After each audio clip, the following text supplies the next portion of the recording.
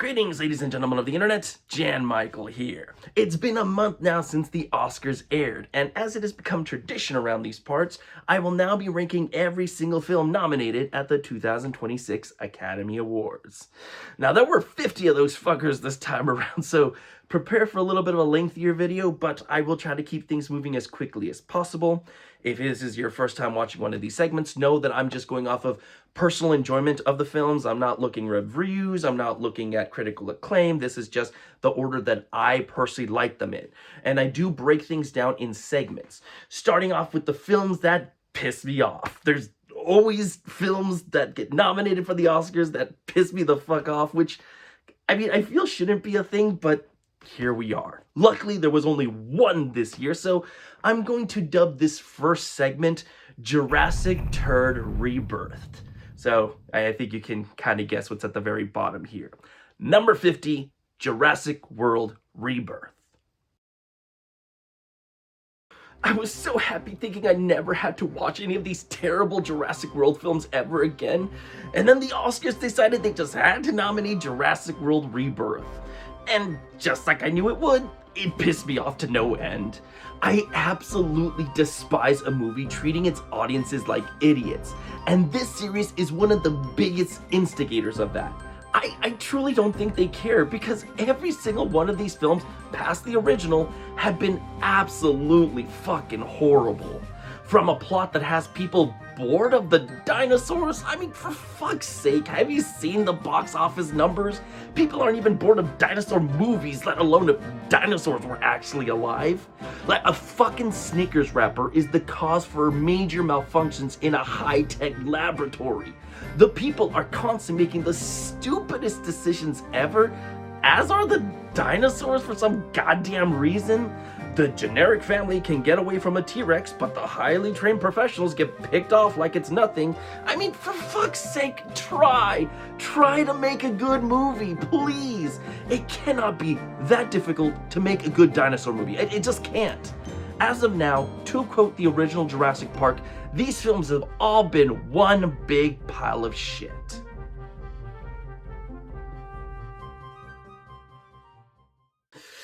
Okay, that should be the only hate that spews from me. Let's move on to happier films. Okay, not really, because we're still pretty towards the bottom of the list. I want to dub this next section the snoozing machines. The reason for it being that these are films that are dull or, just flat out boring. Maybe they had a little bit of potential, but they just completely went to waste. So let's start off this segment with number 49, The Lost Bus. What a dull film The Lost Bus is, which is a shame because I do think there's a good movie hiding somewhere in here, but the crew just weren't talented enough to bring it out. And I can't really blame them. I mean, how do you make a 2+ hour film that takes place a majority inside a bus exciting? Well, I guess you gotta ask Speed, because this was definitely not the way.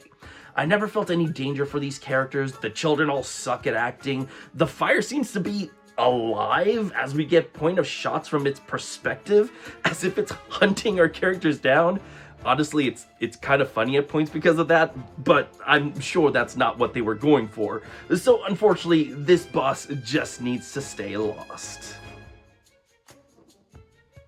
Number 48, Avatar, Fire and Ash. Don't doubt James Cameron. I thought for sure there was no way he would feed us the same garbage for a third time in a row. But boy was I wrong. Avatar Fire and Ash is the exact same story as the last film. And even the few things that are praiseworthy here are either squandered or have a been there, done that feel to them. The cool new antagonist becomes a submissive pet for the old dull antagonist. The Fire Nation's civilization and culture, barely shown at all. The impressive special effects that went on to win the Oscar, it's the same thing as the past two. Not only that, but I've never been so mesmerized by the visuals that they make me believe this world and characters are real. So even that doesn't have much impact anymore. I'm done with this series. They've been getting worse as time goes on, and this third installment is the most disappointing yet. Fire and Ash, more like fire and ass. Number 47, Song Sung Blue. While I do think there's a good story hidden in Song Song Blue, the film's telling of it is so generic and dull that I ultimately didn't end up caring about it at all. That's a shame because there are some very surprising moments in the movie that, if in the hands of someone more competent, could have delivered quite a punch. Ultimately though, this is a song that I don't care to keep listening to, and even the nomination for Kate Hudson felt like it shouldn't have happened. Definitely feeling blue after having to sit through this one. Number 46, Forever Green. You know immediately what you're in for as soon as you start watching Forever Green, and it doesn't deviate from that generic story whatsoever. I'm sure many people will find the bear and tree parent dynamic cute, but all I can think of was, wouldn't this bear starve just eating seeds? Is this tree purposely malnutritioning this bear for some sinister purpose? Man, that would have been a much cooler movie than what I'm currently watching. There's no way this tree grew that fast. That bird would have been dead before that, especially if all he's been eating is seeds. Oh, it's over. Well, that was boring.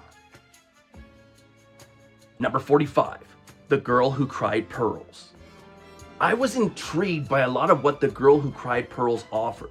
The animation is fantastic, the premise is interesting, the moral of the story was gonna hit so hard, until you realize what the twist of the film is, and then the whole thing just comes crashing down.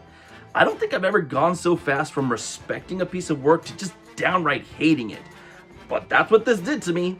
All the characters you felt anything for immediately go out the window, and I was left thinking what the point of this whole thing was. Ah well, no point crying over spilled pearls.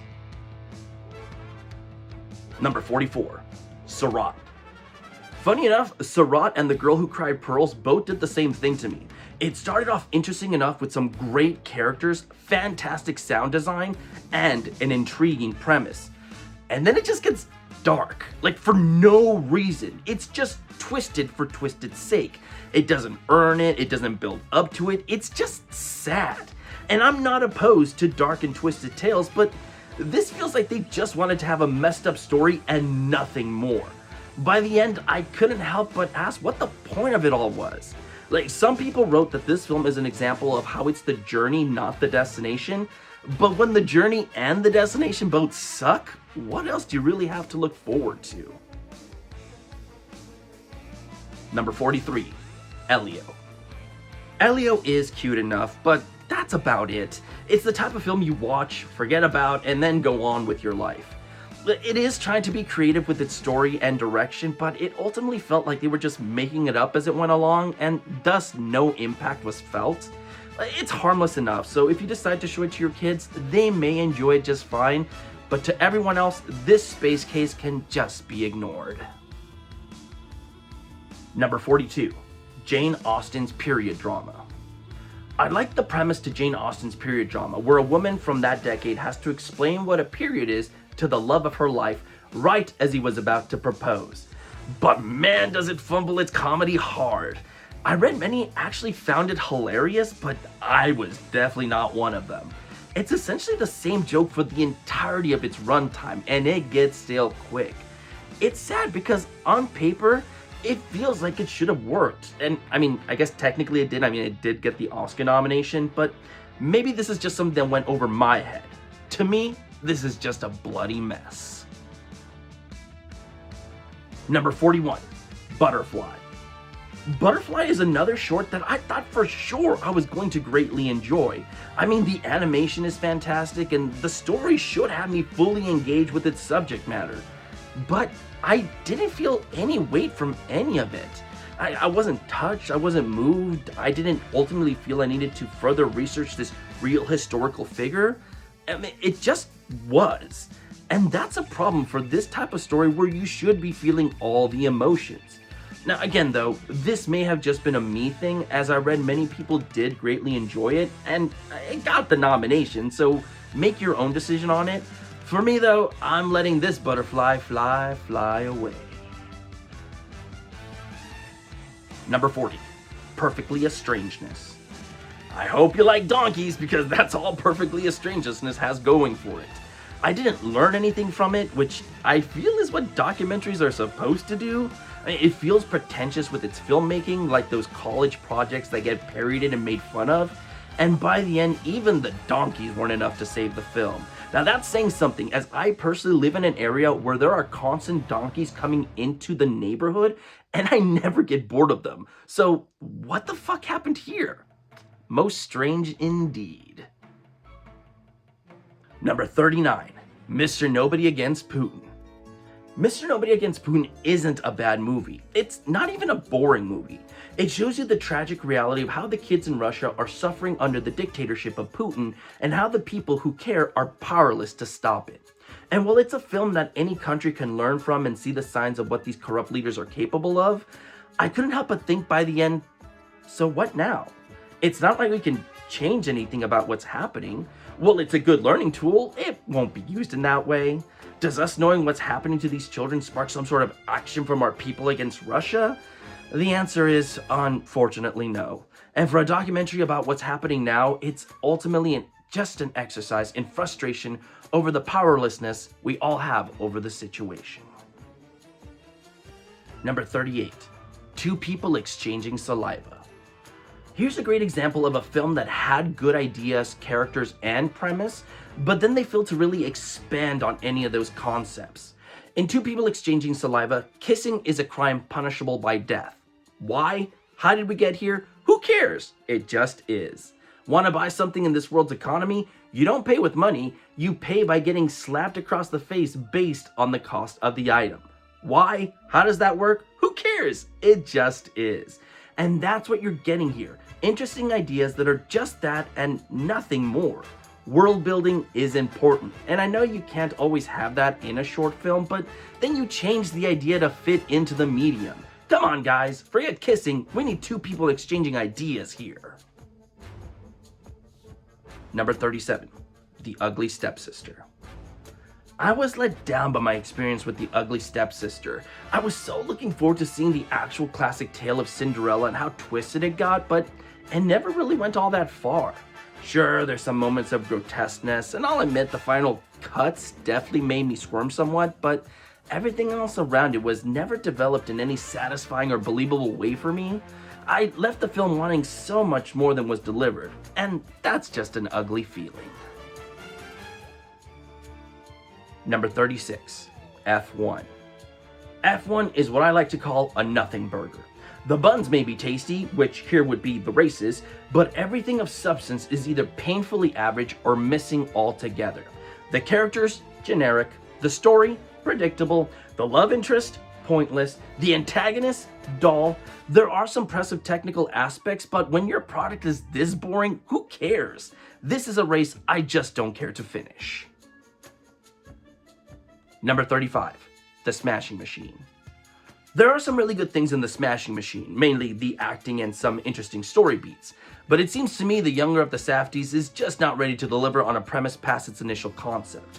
The ultimate product here is far too generic for its own good, which makes this just another typical biopic on an individual that truly isn't presented in the most fascinating way. We either needed to dive deeper into the fights themselves to make it more of an action film, or really build up the drama aspects without it being apologetic or try to paint everyone in a good light. With neither of these things in play, we get a film that is the very definition of just okay. Definitely not smashing at all.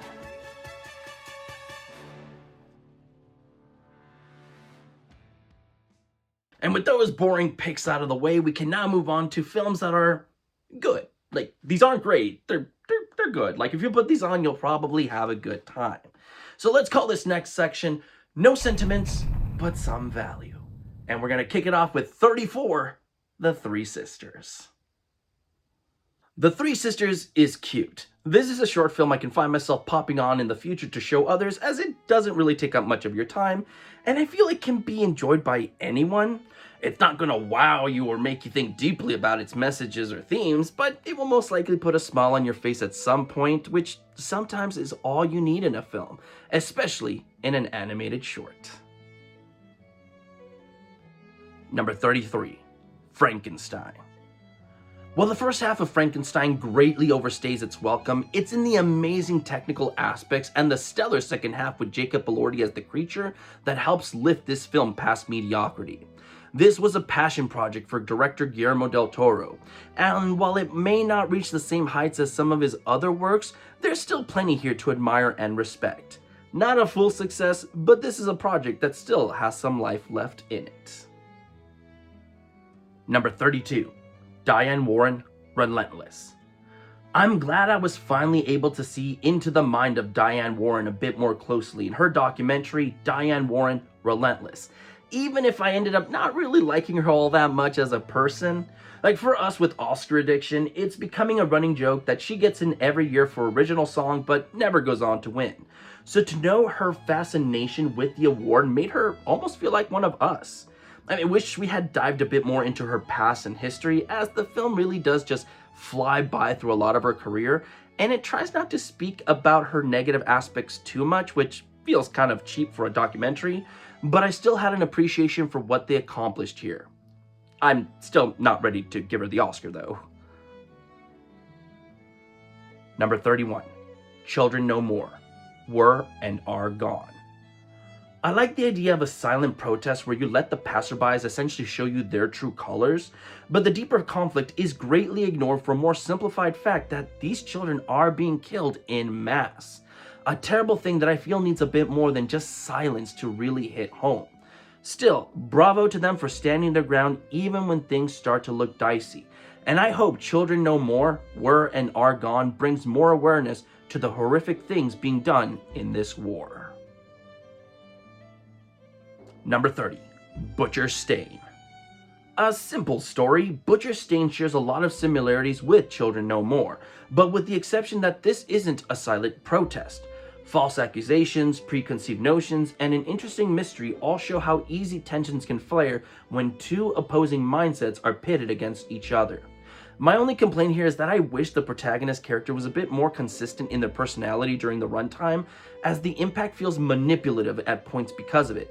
But overall, this is no stain on the film as a whole. Number 29. Sentimental Value. Sentimental Value is a great example of how editing can make or break your enjoyment of a film. There are so many amazing things in the movie, including brilliant performances and some touching character interactions, that's all bogged down by distracting cuts that either go entirely to black for no reason or stop the momentum of a scene. It's so frustrating because I should have loved the movie as much as everyone else, but I just couldn't get past these technical aspects to really want to dive into the film any more than I already have. Others may be sentimental on it, but the value here is definitely marred for me.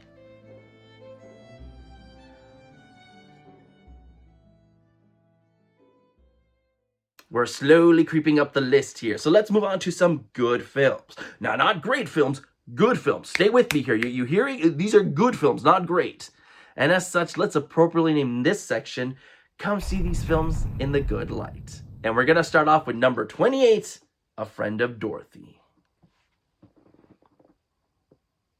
A Friend of Dorothy is a cute little film that's bound to touch just about anyone that gives it a chance, but actors most of all. An almost passing of the torch coming of age film that shows friendship can blossom between people of any age, especially when a passion is shared between the two of them. It's something that as an actor myself and a passionate film lover can appreciate, even if it is a bit too by the numbers as a whole. Number 27, Viva Verdi. Viva Verdi is an absolute delight. It's not a film that you'll watch again and again, but you'll definitely have a smile on your face throughout the experience, especially if music, and most importantly, the opera, is your passion. The people here are so full of life, even though they're towards the end of theirs, that you're easily infected by their positivity. In between their interviews, you get to see the talents they hold, all of which is very impressive, and even get an idea of how much musicians are really undervalued, especially in terms of getting paid. It's eye-opening, it's informative, and it's sweet. Trust me when I say you'll also be shouting Viva Verdi by the end. Number 26, Kokuo. What a wild trip Kokuo is. Giving us the insanity that goes into the kabuki performances, I was reminded of the strict structure ballet dancers are put through in order to get into their craft. On top of that, there's an interesting story where we follow a young man's life with his fascination with the art style and what lengths he'll go through to get better and better. It's quite interesting, with its biggest flaws being the underutilized side characters and underdeveloped plot points surrounding the kabuki itself. Given as the film is almost 3 hours long, I can't quite excuse it not being able to deliver on those fronts, but overall, it's a fascinating look at an art form that many outside of Japan may not be familiar with. For that, I can recommend this performance. Number 25, Blue Moon. Blue Moon is all Ethan Hawke, and he absolutely brings it in his newest collaboration with director Richard Linklater. Focusing all on a single night with lyricist Lorenz Hart before his passing a few months later, the film sees his reaction and feelings to his ex-musical partner Richard Rodgers' play Oklahoma that he wrote with Oscar Hammerstein, the two of which would later on become the famous duo Rodgers and Hammerstein. Lorenz is quite a character, and your enjoyment of the film will depend on your appreciation of this person and their personality. I found him to be quite interesting, and even though the film feels more like a play than a movie, I was still mesmerized by the performance enough to get sucked into the experience. Unlike Song Song Blue, I wasn't feeling blue while watching this one. Number 24, K-Pop Demon Hunters. While I wasn't 100% suckered into the experience of K-Pop Demon Hunters as many others were, I admit that the colorful animation, interesting concept, and insanely catchy songs was enough to keep my attention throughout its runtime. I wish many of the other elements were really fleshed out to make this a better experience overall, but on a basic level, there's no denying that I still don't mind popping on one of the songs from time to time. Number 23, Cutting Through Rocks. It's tough being a woman in the Middle East, as we've seen time and time again, but films like Cutting Through Rocks shows that there is progress being made even when others are sabotaging the process. Following Sarah Shaverdi, the first councilwoman of her Iranian village, we get to witness her advocacy for the rights of women and girls, a majority of which are married off at a young age and have to struggle for equality and divorce when necessary. While the fight is far from over, I hope to see more uplifting stories like these have happier endings in the future. Number 22, The Devil is Busy. A movie that will no doubt go over some people's heads. The Devil is Busy shows that the people who claim to be fighting for good and justice are sometimes the biggest monsters of them all. The hypocrisy of the protesters on display in the film show exactly the danger that these workers are constantly under, and without proper understanding, the ones who speak out will always be in danger of being the true devils. I wish the film had dived a bit deeper to how far these groups can truly go to really bring more awareness to the danger they pose, but even within the scope of this short, it's truly an eye-opening situation. Number 21, Come See Me in the Good Light. Sure to touch your heart as much as rip it out, Come See Me in the Good Light follows poet and activist Andrea Gibson as they battle cancer and explain their life and how they got to be where they are. Knowing the events that followed just last year, it's hard not to look at this film and feel its impact all the more. If you want a nice story about an amazing individual, you can do so much worse than seeing this one. Number 20, Zootopia 2. As if to take advantage of all the fan fiction that no doubt was written about lead protagonists Judy and Nick, Zootopia 2 uses the cute duo to really sell you on how their relationship is progressing. Many of the story beats follow typical animated film structure, and it never really surpasses or even meets the highs of the original, but if you want two cute animals being extra cute around each other, then you found the right zoo to visit.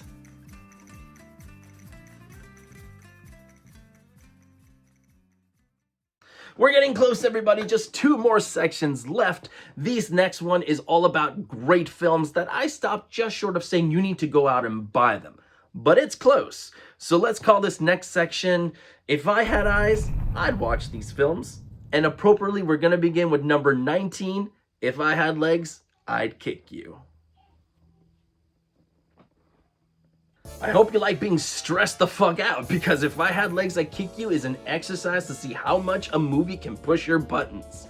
At the center of the experience is Rose Byrne giving a truly amazing performance. She carries this movie on her back from start to finish, and it would be accurate to say that it just would not work without her in that role. That's some power.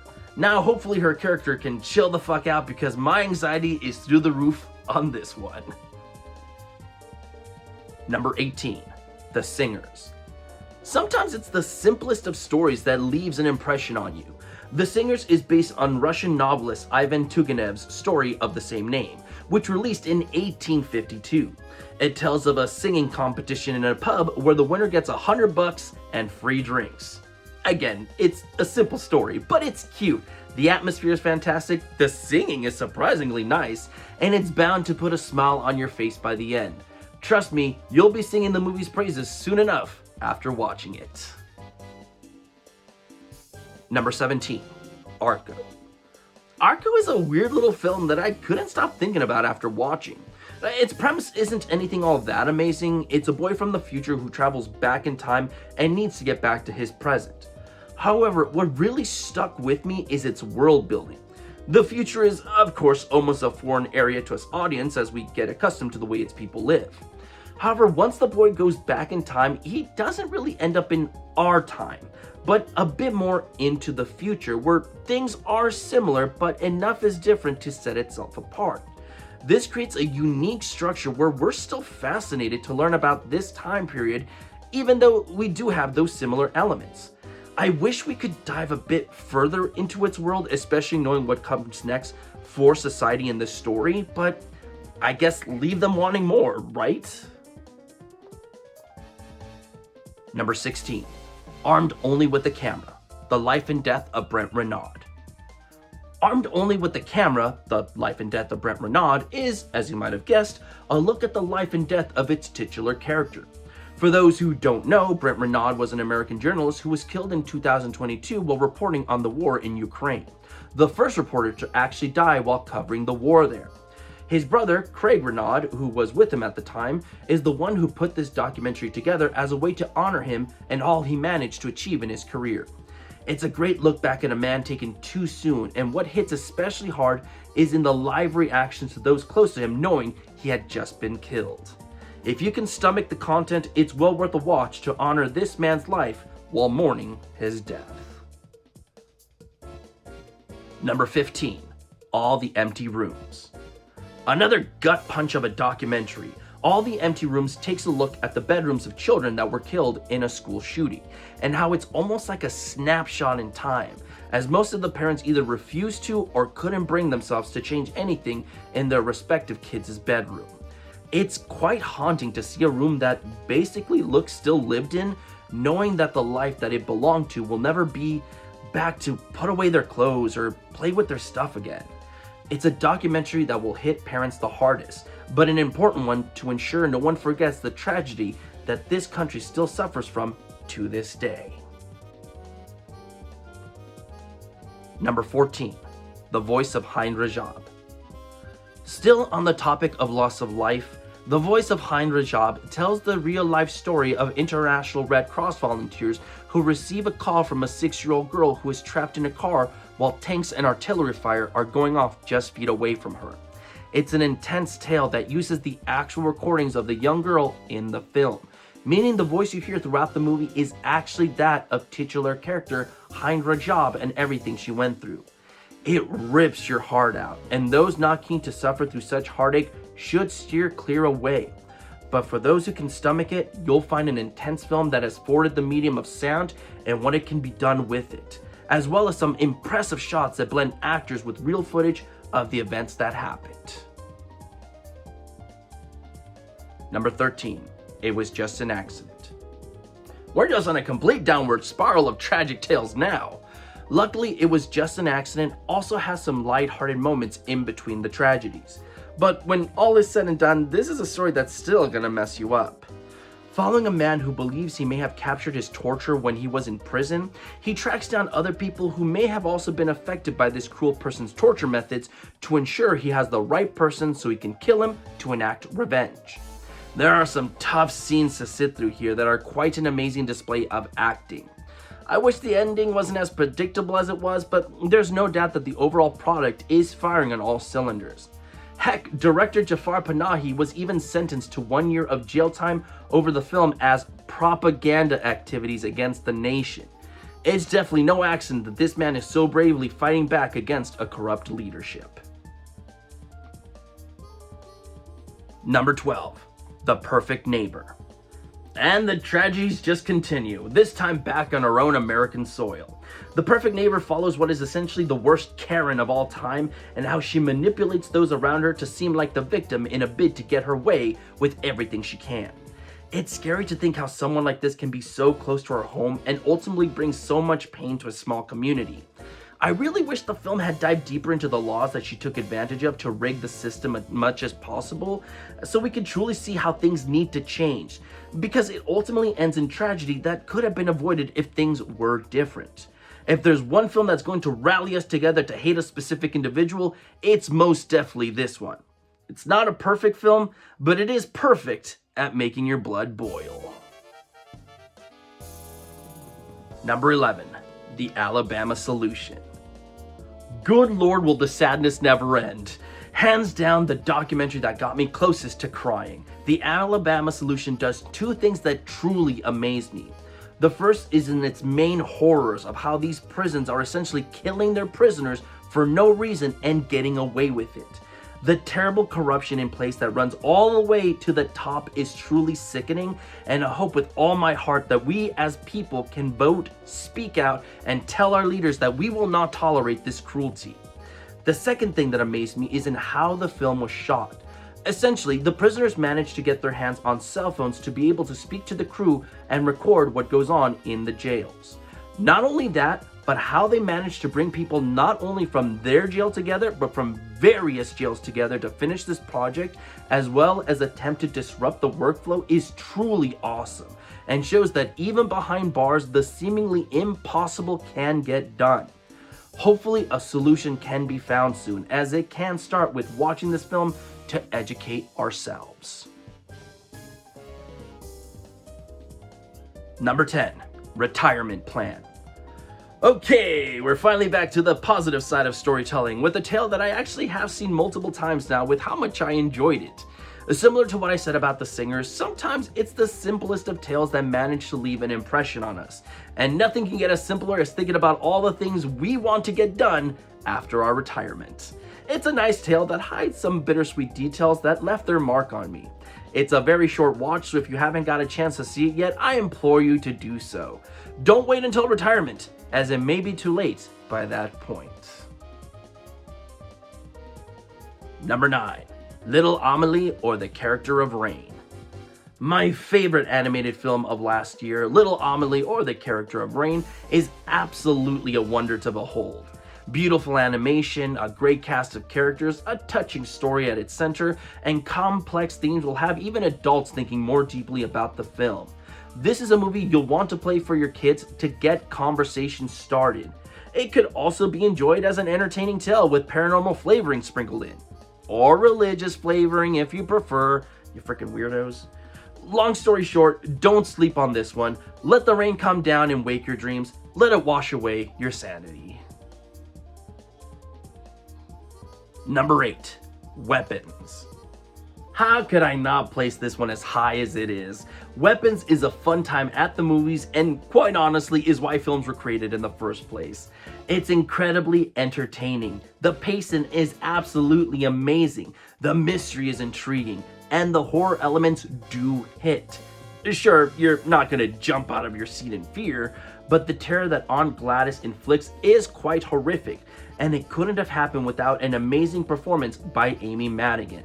Despite only being in the film for approximately 14 minutes, you remember her. She is the movie. And for her to be able to do that with very little screen time is truly impressive. And that's not to downplay the other elements of the film, as it's all done wonderfully. Gladys just shows up at the right time to be the icing on the cake. The secret weapon of the film, you may say. Number 7, Hamnet. Back onto the sadness train, because Hamnet is no doubt the film that punched everyone emotionally the most, with people in my theater crying up a storm. It's all thanks to the amazing performances on display, especially that of Jessie Buckley, who went on to win the Oscar, and Jacoby Jupe, who really sold it during his scenes. This kid's going places if he's got more of that hidden away. The movie is much more than its tragedies though, as it has some nice pacing, great chemistry between its cast, and plenty of heart that will make you remember the good times along with the bad. It's the film that finally made me appreciate director Chloe Zhao, and that itself is a Shakespearean effort. Number 6, Begonia. I love a witty and clever script, which is exactly what you get here with Begonia. Another twisted tale from director Yorgos Lanthimos, the film places you with two people who are obviously either not the most trustworthy or are just absolutely crazy. What are the truths, what are the lies, and how will it all shake out towards the end is exactly what you're gonna wanna watch the film for. And for those who think they got it all figured out before even watching the movie, the brilliant performances from Emma Stone and Jesse Plemons are sure to make you think twice. Check the film out to see what the buzz is all about.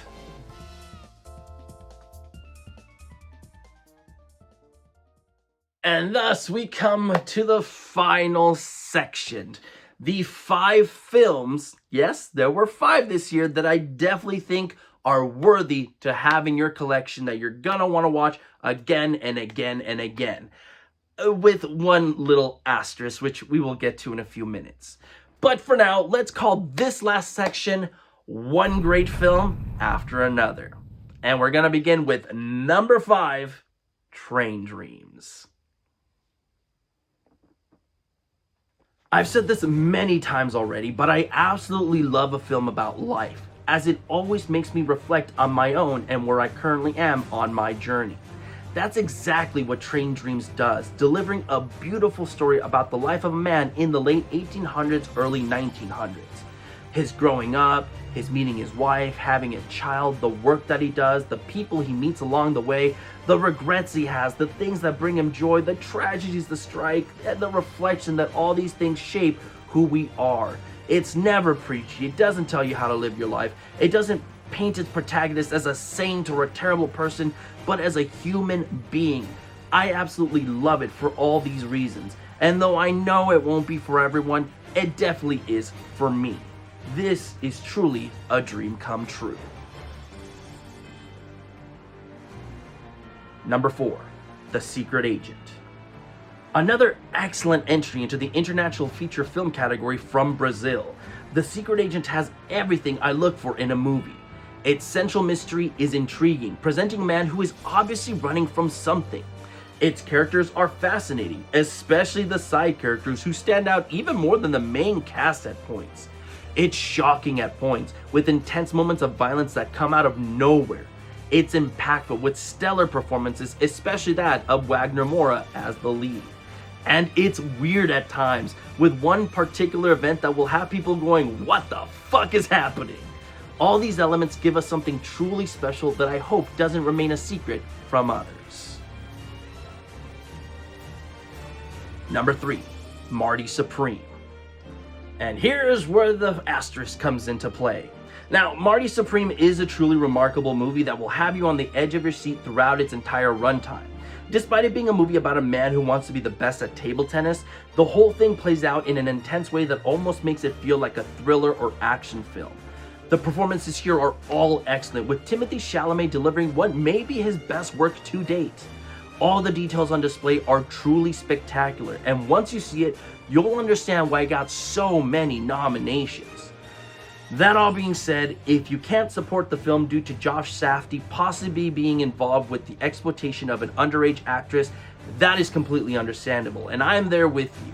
I can in good conscience tell you to go buy this film knowing what I know. But if you don't care, then this is one that you'll absolutely fall in love with, as it truly is a supreme film. Number 2, One Battle After Another. The winner of Best Picture at the 2026 Academy Awards, One Battle After Another hands down deserves all the praise that has been thrust upon it. It's a movie of the time and as such leaves quite an impact no matter what side of the fence you land on. But if you don't want to think about the political tones of the film, which I can understand, there's still a great story that's full of action, suspense, and comedic moments.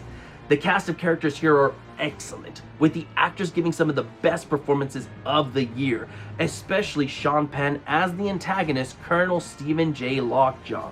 His win in supporting actor will surely go down as one of the best villain role wins of all time, and thus far has been a highlight each time I put the film on.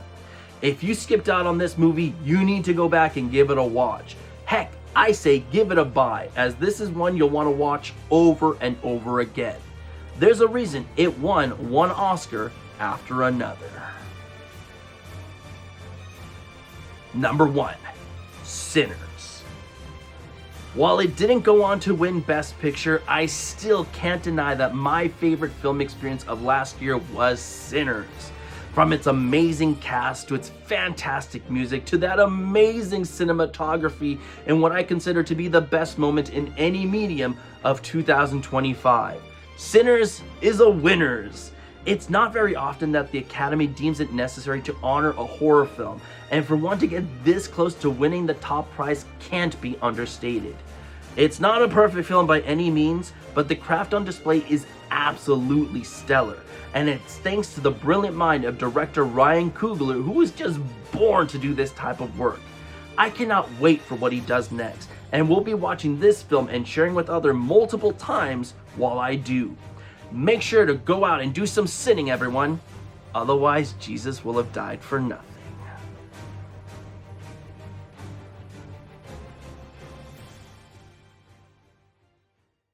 And there you have it, ladies and gentlemen. All 50 films ranked. Good Lord. Now I can finally ditch this last year and start focusing more on the 2027 Academy Awards. People have already been putting out videos. I've already started compiling my own personal list. So look forward to my very first predictions very, very soon. And much more content. I am working on a few videos that I hope you will enjoy and check out when we get to them. So until next time, everybody, leave me in the comments what order you would rank all 50 films. And until the next video, stay safe out there and have a good one.